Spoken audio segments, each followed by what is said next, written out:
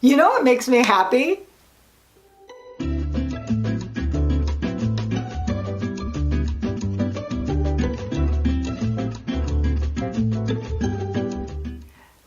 And guess what else makes me happy? Being massively productive. Because I don't know about you, but I don't want to work 100 hours a week like I used to, by the way. I went from working 100 hours a week to only having to work in that company 5 days a month. And I did it because I overcame a lot of the productivity problems that I personally was having, but the productivity problems that I know that are basically common to all of us. So in my last series of videos, I talked about the 6 major productivity problems, but in this video, I'm going to share with you my 9 quick fixes for these productivity problems. And while you're not going to be able to implement all of them at one time, if you just work on them one at a time, I promise you that you might be able to go from working however many hours a week that you are right now to working a much less amount of time, getting more done and making more money, which is really awesome because then you get to spend more time with the people that you care about and you get to have a little fun.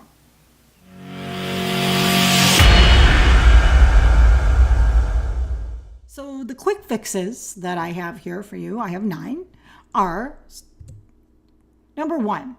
So you're going to want to write down and or categorize everything that you do.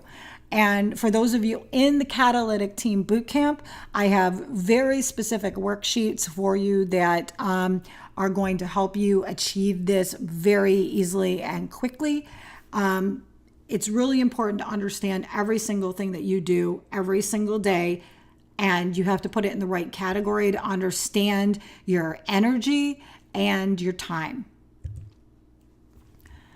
Then you want to lump like activities. When you have, and I just have these as examples. Let's say, especially for the entrepreneur, you have marketing activities, creating presentations, blog and social media posts, market research, public facing things such as client meetings, networking events, live trainings, things where you have to be out in the public. And then there are administrative tasks, right? Staff meetings, payroll, preparing reports.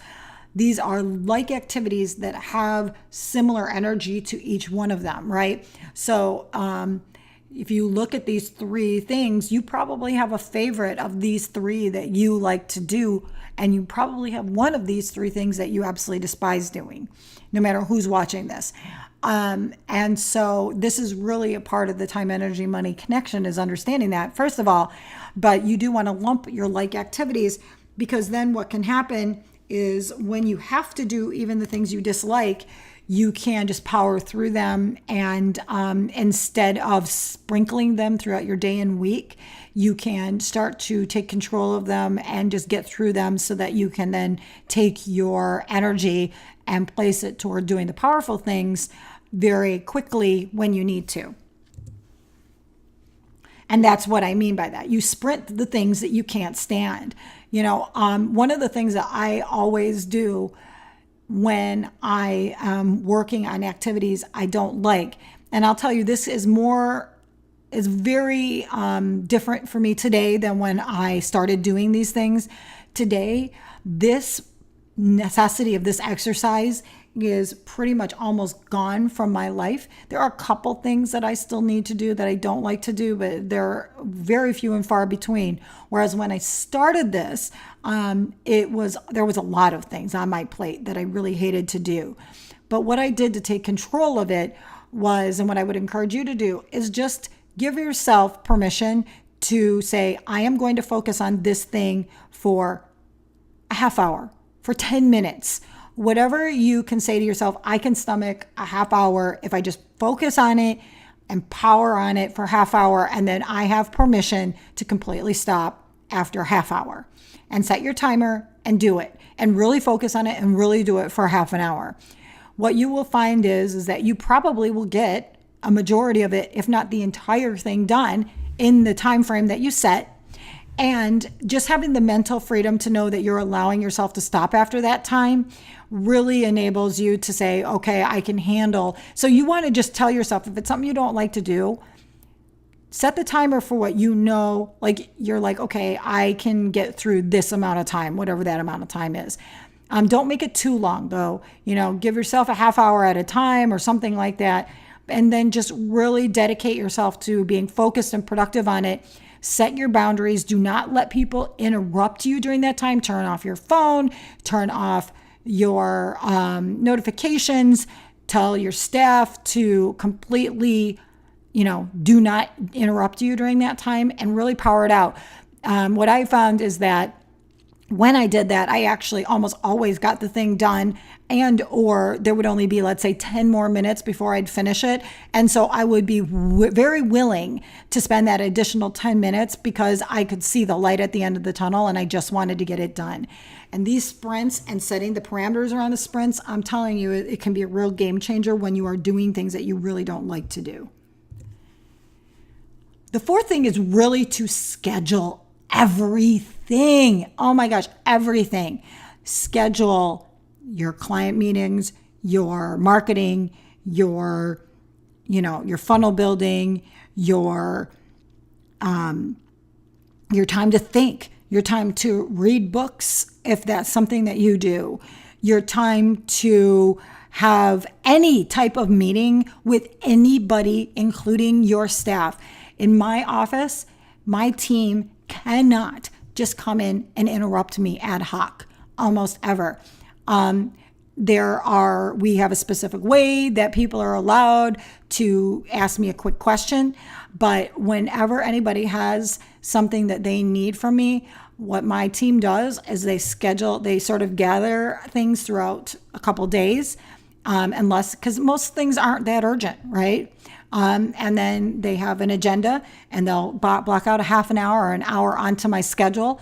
And then we'll sit down and have a meeting and we'll power out all their questions and all the things that they need for a specific team member.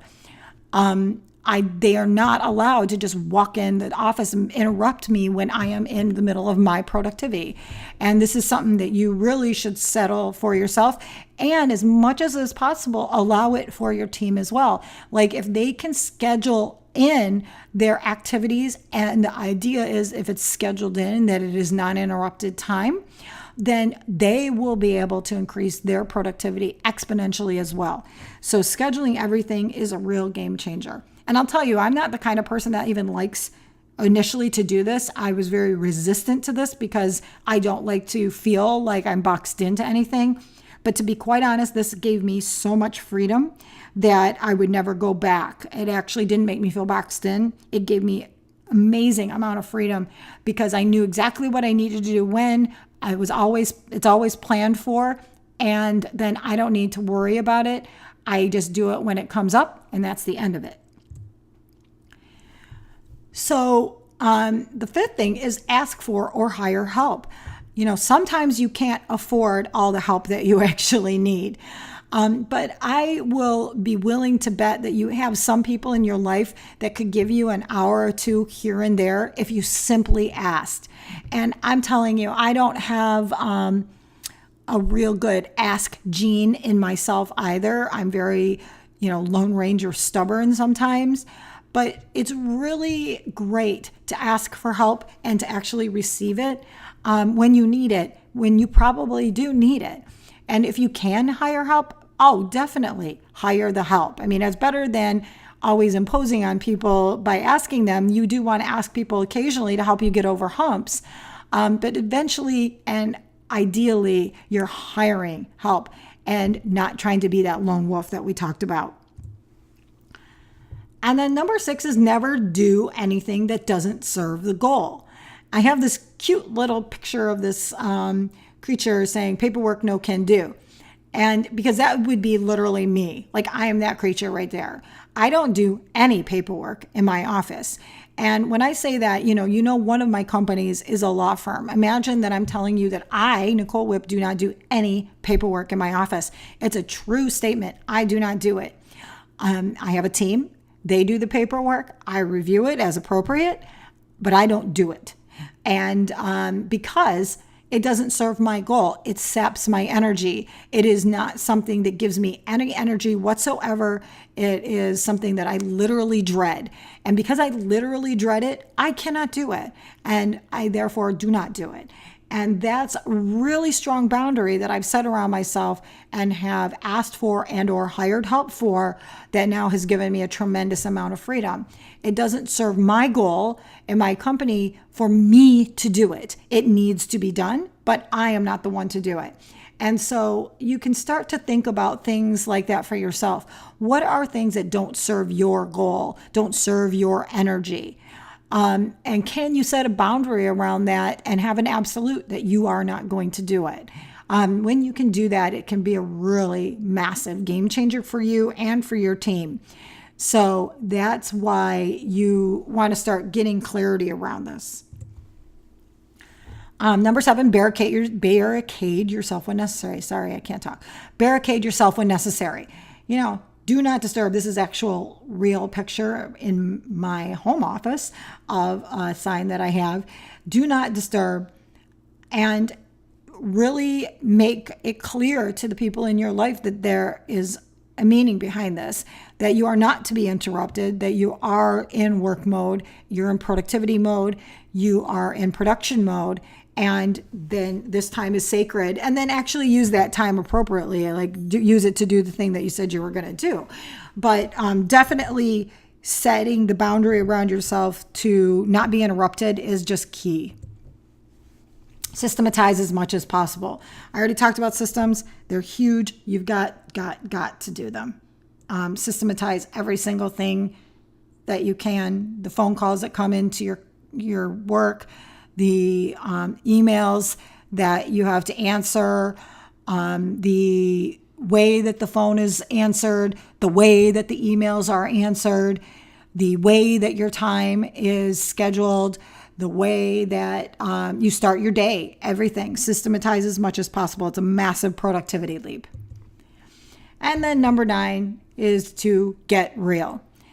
I just gave you these 9 things. I should say 8 plus this one. But just realize you cannot do every single one of these things. If you haven't already have all these things in place, doing all of them simultaneously is impossible. Okay. You just want to get real about what you can do. And the idea is that you work toward doing all of them, but that you're not going to be able to change any of this overnight. It first requires a major mental shift for both you and your team. And then it requires that you actually implement it into the way that you do things if you're not doing it already. And change is difficult, right? And so you have to really get real about what's possible for you and your team to change and just start chipping away at it.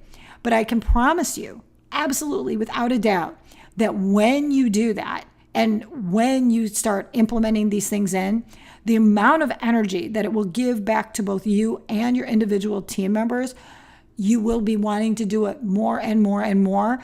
And the energy for actually doing the change will become increasingly more powerful because everybody will start to see the absolute positive benefits of running things this way and of protecting the leader's time and the leader's energy, protecting their own time and their own energy.